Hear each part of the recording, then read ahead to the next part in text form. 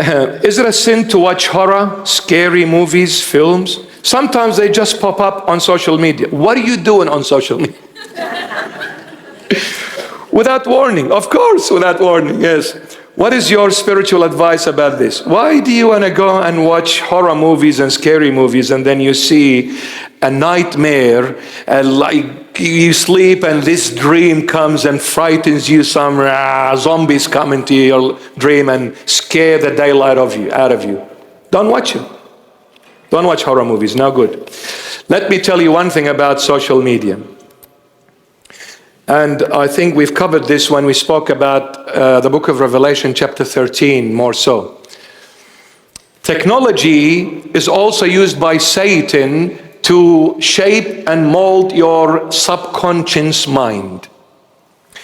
When any one of us watch a certain movie or whatever we're watching, it comes to the subconscious mind and then starts shaping that subconscious mind.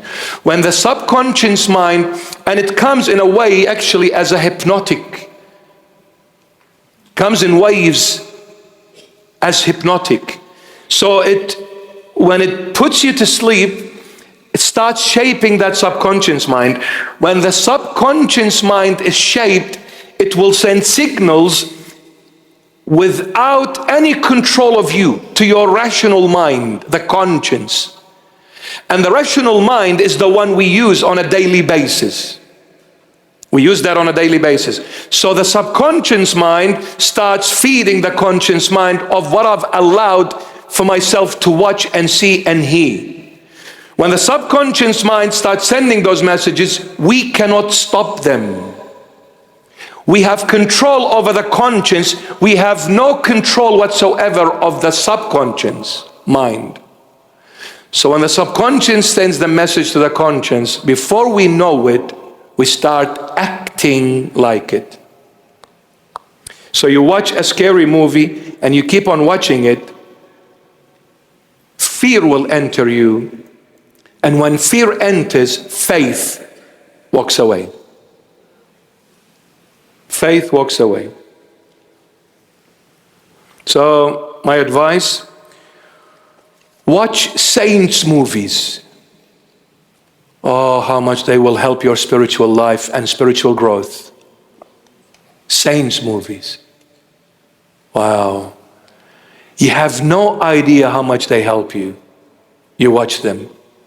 They start giving you that peace, that tranquility, a change of mind, a change of perspective. You'll become a different person. You'll start imitating those saints. You see, the saints, they were born like us, simple, normal human beings. When we talk about Jesus Christ, He is unique. I'm not Him. See, please, the Lord can say, "You're my son." You know why He can say that? Because He can be my true father. But can I be His true son? No. I let Him down, don't I? I break His word. What kind of a son is that? But the reason why He can claim fully the title Father, because He fulfills every duty of that Heavenly Father. He fulfills it. That's why He can say, "I'm your dad." But can I say, "I'm your son"?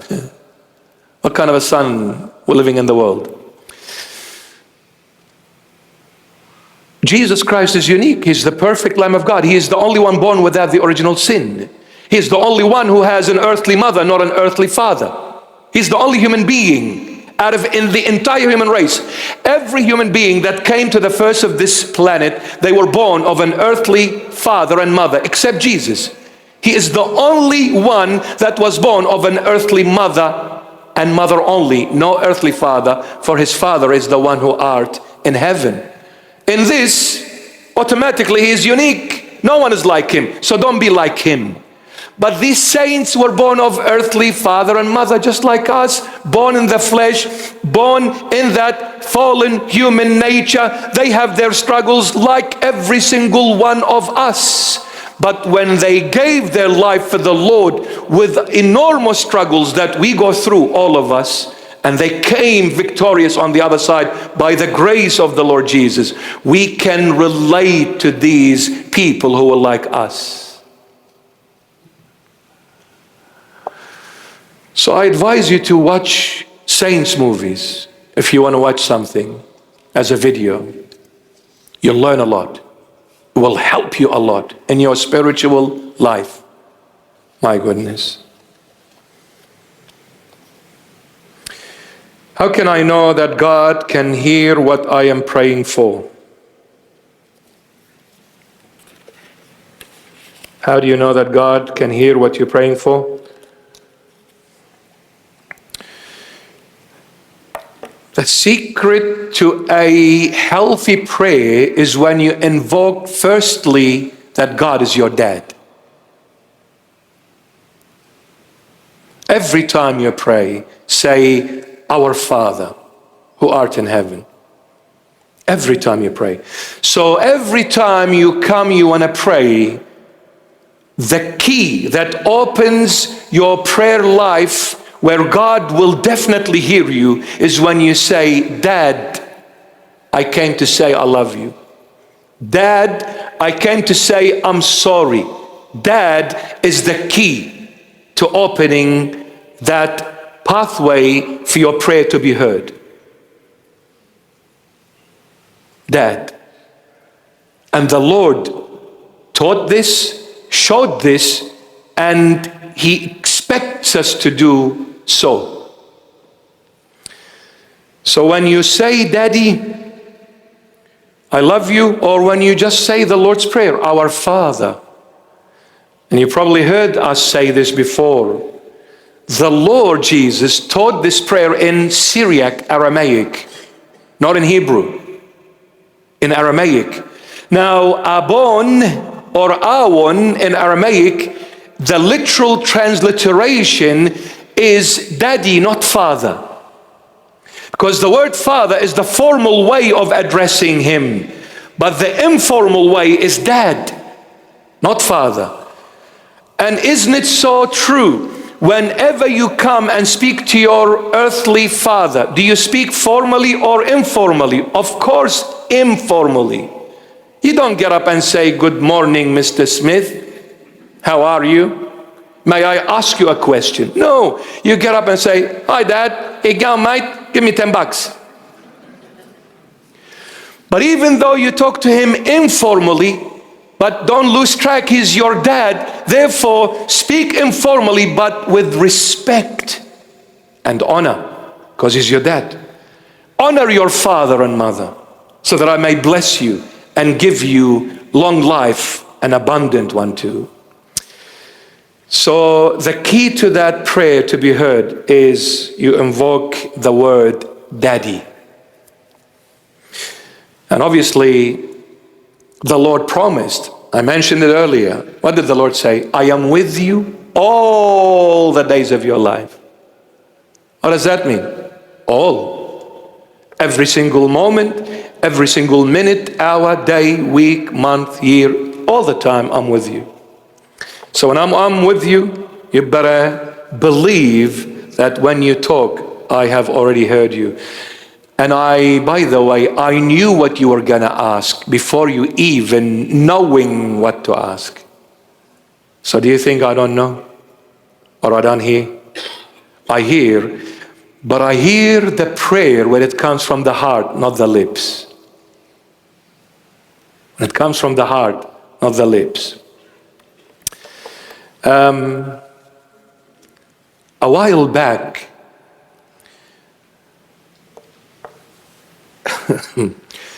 we're talking about when the Lord God ordered King Solomon to build the temple for him.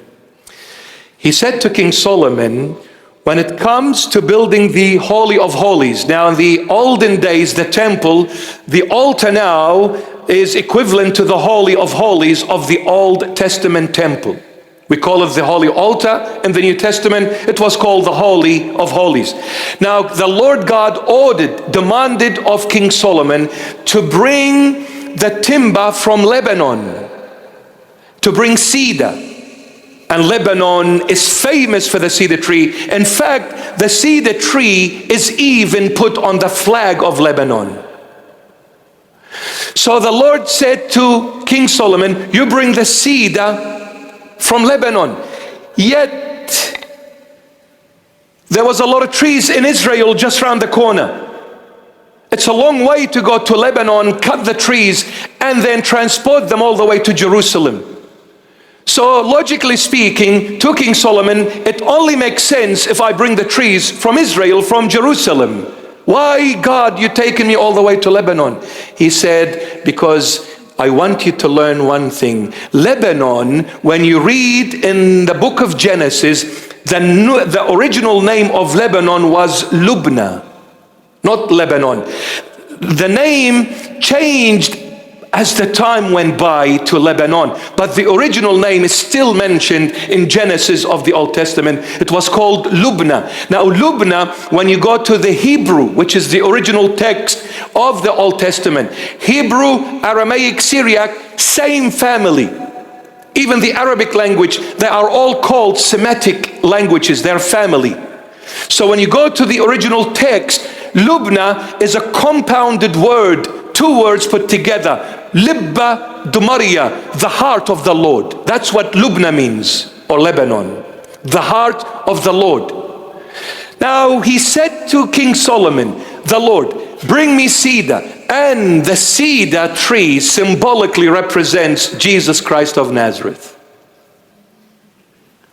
My son is like the cedar of Lebanon. Oh, wow. We'll come to it in the Song of Songs. My son, who is your son? God? Jesus is my son, Jesus Christ. So he is the cedar. Bring the cedar from Lubna, the heart of the Lord. Why? And use it in the Holy of Holies. What is the Holy of Holies? God says, it's my heart for you. And when you come to me every time to pray, if you do not pray from the heart, my heart will not hear you. When you come to the Lord, you better pray from the heart, not the lips. Because I am the God of hearts, not lip service. I only hear what comes out of your heart. You know why? Because the lips can deceive and falsify. The heart never lies. When do we cry? When we speak the language of the heart. They are either the tears of joy or the tears of pain. And both joy and pain both come from the heart. When we speak the lip service, we can never cry. And even if we fake it, it will be revealed, because what is a lie never lasts. But when it comes from the heart, naturally it comes, and it can be felt by those who are before us. They will know it. So the Lord says, when you come to me, pray from the heart, because I am the sacred heart. I am the divine heart. I am the one who created you on the basis of my love. And when you broke my word, my love was sent forth and died on the cross for you. That is my love. Speak the language of love. So Lubna is the heart of the Lord. Cedar is Jesus Christ, who is the love of the Father. This is my beloved Son, in whom I am well pleased. To him you shall listen. This is my beloved. The love of my life is my Son. He is the cedar. The cedar stands tall, 30 meters. The cedar doesn't rot.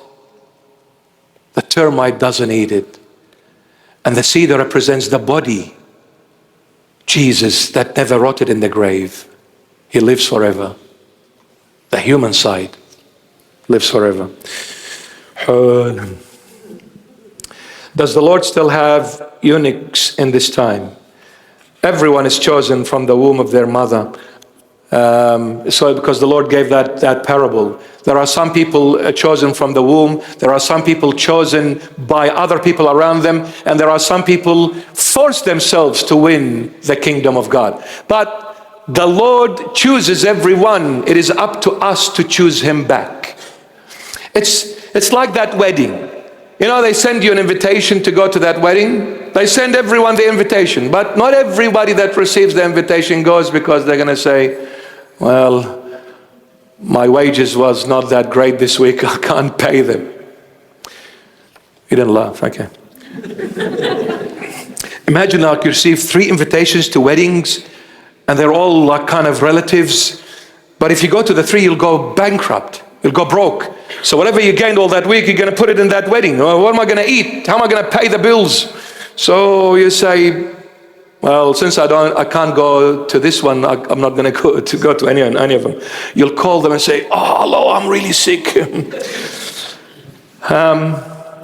The invitation was sent to every human being to come to the banquet, the wedding of the Father. And it was his son's wedding. He was very happy. His son is getting married. The Father is God, the Father. His Son is Jesus Christ. Invitation was sent to every human being. Some accepted and came to the invitation. Some rejected and did not go. So, but everybody is chosen. And so God loved the whole world. God loves the whole world. He does not differentiate. He doesn't have his own special people or the chosen people of God. There is no such thing. Everybody is chosen. He loves everyone. Everyone. He loves everyone.